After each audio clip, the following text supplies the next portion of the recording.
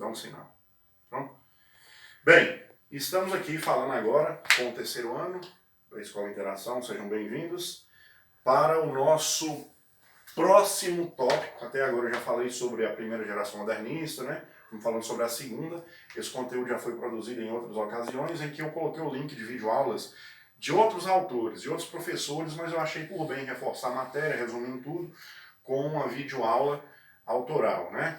Eu não vou trabalhar com lives porque eu tenho uma internet que, na verdade, ela não existe. Ela é muito precária. Eu pago por um plano e eles oferecem sempre a menos e trava demais ou não tem conexão. É assim o tempo todo. Mas a aula autoral é praticamente o mesmo valor de uma live, tá certo? A segunda geração modernista, de 1930 a 1945. Esse é o foco do nosso trabalho aqui hoje, tá certo? Então, na verdade, é um resumo de tudo aquilo que vocês já viram, já estudaram. Vamos ver aqui um pouco mais detalhadamente. As principais características dessa segunda geração. Amadurecimento e solidificação da poesia modernista. A primeira geração ela foi um ensaio, ela foi prematura, ela foi concebida como um conceito de ruptura a tudo que era tradicional, a tudo que era padronizado.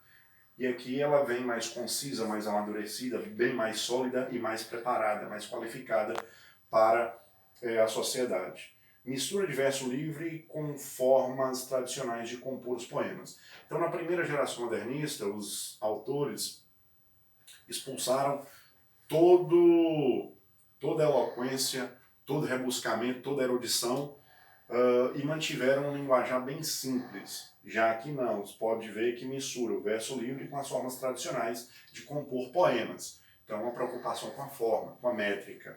Aqui nós temos a mistura da temática cotidiana com temática histórico-social. Eles falavam de coisas simples, mas coisas que falavam também sobre história, sobre a sociedade, fazendo lembrar um pouco até o realismo, naturalismo, escola literária da segunda metade do século XIX. E por fim nós temos a revalorização da poesia simbolista, que foi um outro resgate lá do finalzinho do século XIX, antes de irmos lá para o pré-modernismo.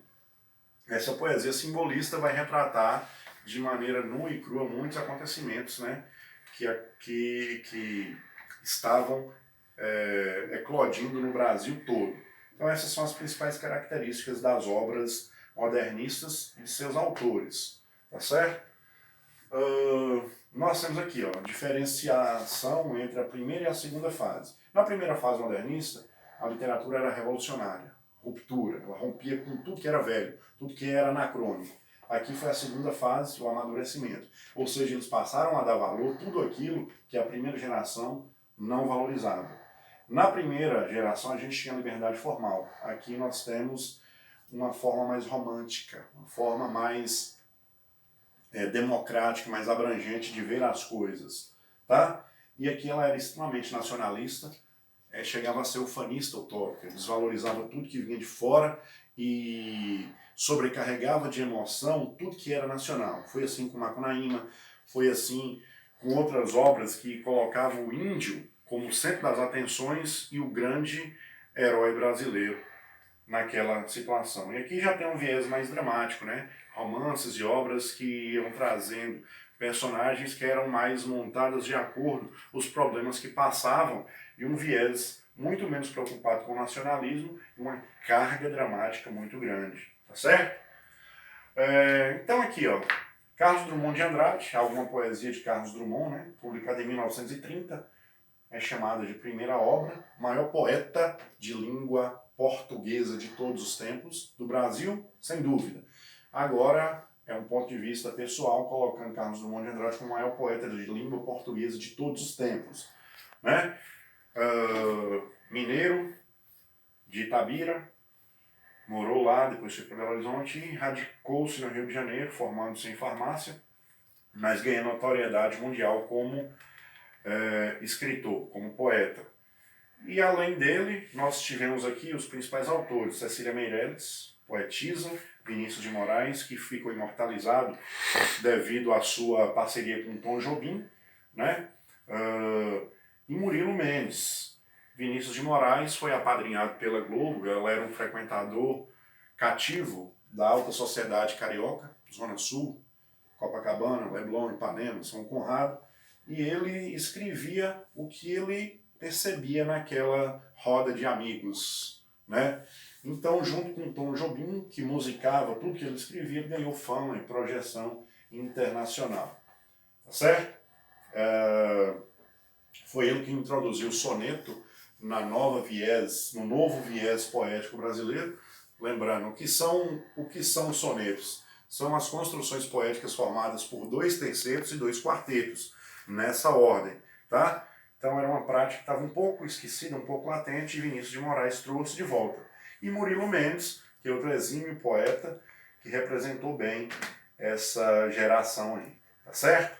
Seguindo, nós temos aqui os principais autores na prosa. Nós temos aqui Dionélio Machado, Érico Veríssimo, sulista, né? Rio-grandense, José Lins do Rego. Eu até brinco com os meninos que falam que é o escritor da bunda bonita, José Lins do Rego. Já fiz essa piada, esse trocadilho infame, mas fica aí. Não é para rir, viu, gente? Só para entender mesmo. Graciliano Ramos, Raquel de Queiroz e o mais querido de todos os autores, Jorge. Por quê? Porque ele era amado, né? Então é isso aí. Cada um com suas especificidades, não vem ao caso aqui eu ler ou passar conteúdo sobre a biografia sobre cada um deles. Eu vou deixar isso aí para vocês pesquisarem, porque faz parte das competências, das atribuições de cada aluno. E é isso que eu peço para vocês, para que se inteirem, que leiam e que fundamentem os conhecimentos. Tá bom?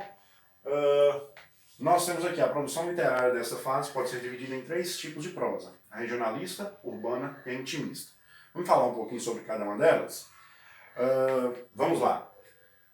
A prosa regionalista que propõe a busca de traços peculiares de nossa realidade, né, trazida pelos românticos. Então eles resgataram as tradições passadistas lá do romantismo, segunda metade do século XIX, com um viés bem sentimental, idealização daquele amor das mulheres, a introspecção, enfim.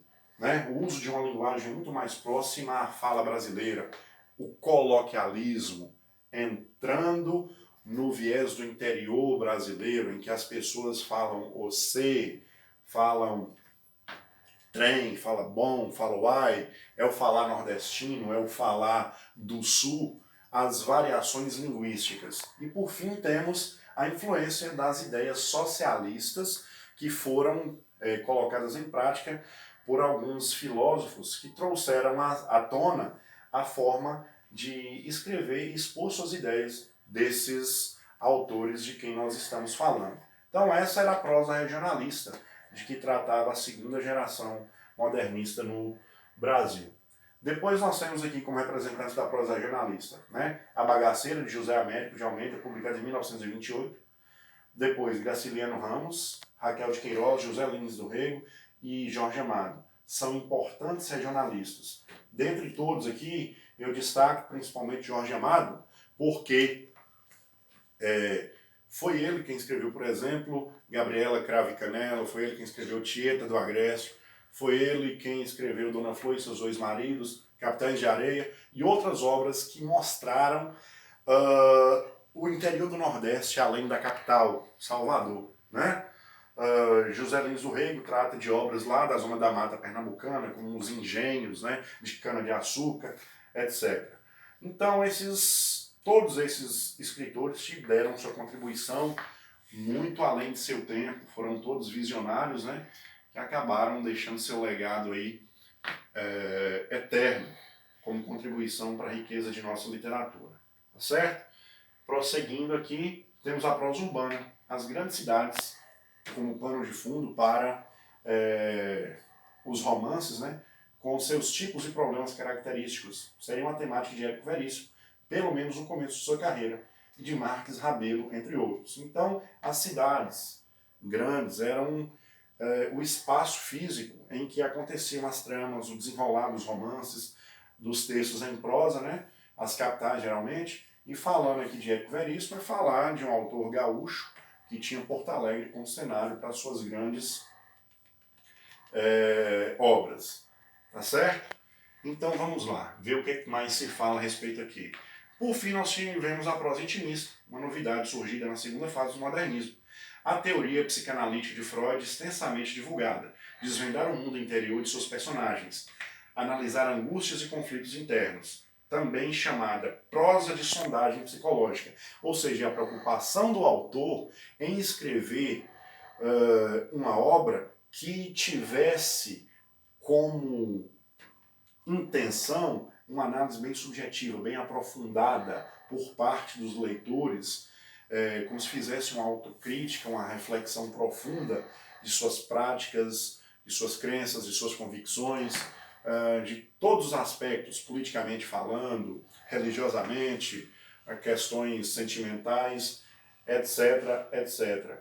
Então, esse modo analítico de conceber a literatura dependia de muita sensibilidade e paciência, porque não era todo mundo que conseguia desenvolver e nem era todo mundo que conseguia compreender esse tipo de literatura, tá certo? Então, a prosa intimista nós tivemos aqui, o Cornélio Pena, Fronteira, Otávio de Faria, Dionélio Machado e Lúcio Cardoso. São os 4 maiores representantes dessa prosa, que eu acho que vale a pena destacar por conta de sua importância. Mas eles foram todos autores secundários do ponto de vista de fama, né? Em relação, por exemplo, a Graciliano Ramos, a Jorge Amado, a Raquel de Queiroz e outros tantos, né, que fizeram parte desse segundo momento modernista aqui no Brasil. Então era isso que eu tinha para mostrar para vocês. Fica aqui a dica para vocês buscarem mais detalhes, se aprofundarem no conhecimento relacionado à segunda geração modernista, porque é através dela que nós vamos entender essa maioridade, essa plenitude de nossa literatura de um segundo momento que veio para reformar o primeiro momento, que foi tão pungente, tão agressivo e até injusto com outras escolas literárias que tivemos. Veio a segunda fase modernista aqui no Brasil para consertar muito estrago feito pela primeira geração. Pede desculpa, como eram autores mais consagrados e mais preparados do ponto de vista para lidar com os problemas, eles souberam articular muito bem isso em favor da literatura e foram consagrados muito antes do que os da primeira fase. Então, era isso que eu tinha para falar. Obrigado pela atenção, espero que tenham gostado. Até uma próxima oportunidade. Valeu, fui!